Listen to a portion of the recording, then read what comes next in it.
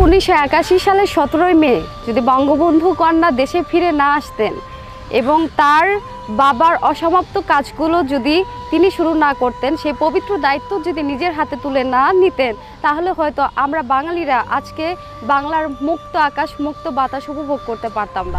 প্রধানমন্ত্রী শেখ হাসিনা আসলে হঠাৎ করে আসেননি কখনো। তিনি যেভাবে এসেছে এটা আসলে একটা যুগান্তকারী পদক্ষেপ ছিল তার জন্য।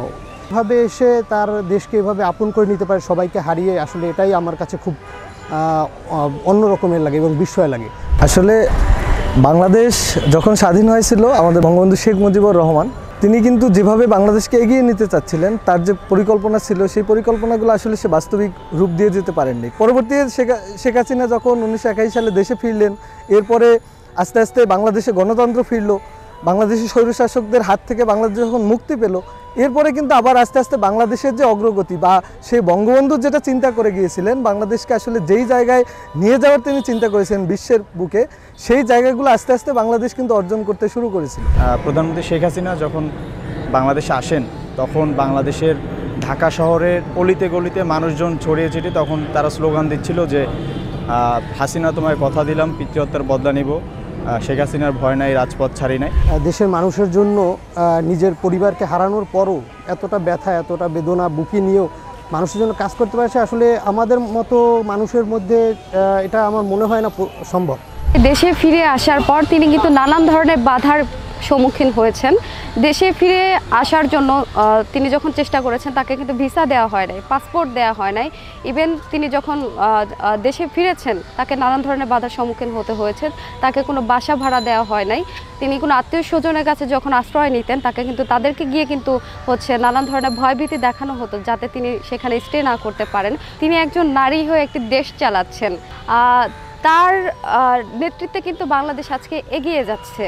তার নেতৃত্বের জন্য আজকে আমরা যারা নারীরা আছি, আমরা কিন্তু শিক্ষা, স্বাস্থ্য এবং সকল ধরনের আর্থসামাজিক, সাংস্কৃতিক এবং সৃজনশীল কর্মকাণ্ডেও আজকে অংশগ্রহণ করছি। পুরুষের সাথে হাতে হাত মিলিয়ে আমরাও কিন্তু সব ধরনের কর্মকাণ্ডে নিজেদের প্রতিভাকে বিকাশ করছি, নিজেদেরকে তুলে ধরছি এবং পুরো বিশ্বের সামনে আমরা জানান দিচ্ছি যে আমরা নারী, আমরাও কিন্তু পারি। আসলে একজন নারী হিসেবে প্রধানমন্ত্রী শেখ হাসিনা নিজেই আমার কাছে ইন্সপিরেশন। একজন ছাত্র হিসেবে আমি বলতে পারি, উনি যদি বাংলাদেশে না আসতো, তাহলে যেমন ছাত্র রাজনীতি একদম নাই হয়ে যেত, যেরকম স্বৈরশাসনে বন্ধ করে দেওয়া হয়েছিল।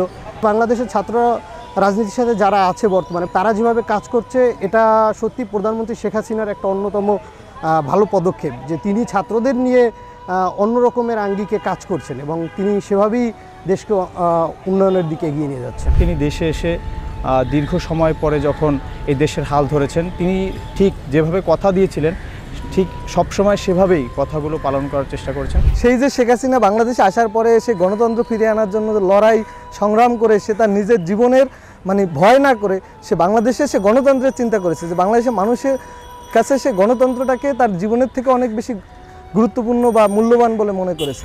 বাংলাদেশের বঙ্গবন্ধুর 4টি স্তম্ভ ছিল, ন্যাশনালিজম, সোশ্যালিজম, ডেমোক্রেসি এবং সেকুলারিজম। শেখ হাসিনাও ঠিক একই ধারায় স্মার্ট বাংলাদেশ গড়ার জন্য 4টি স্তম্ভ দিয়েছেন: smart economy, smart citizen, smart government এবং স্মার্ট সোসাইটি। নিজের পরিবারের এতজনকে হারিয়েও দেশের মানুষকে নিজের আপন মনে করে তারপরে কাজ করা, এগিয়ে যাওয়া, এটা আসলে আমার মনে হয় একজন লৌহ মানবী ছাড়া কারো পক্ষে সম্ভব নয়। আমরা মনে করি 2041 সালের ভিতরেই বাংলাদেশ সম্পূর্ণ পুরোপুরি স্মার্ট বাংলাদেশ রূপান্তরিত হতে পারবে। শেখ হাসিনা সেদিন ফিরে এসেছিলেন বলেই, তার লড়াই সংগ্রামের কারণেই আজকের বাংলাদেশের এই অবস্থান।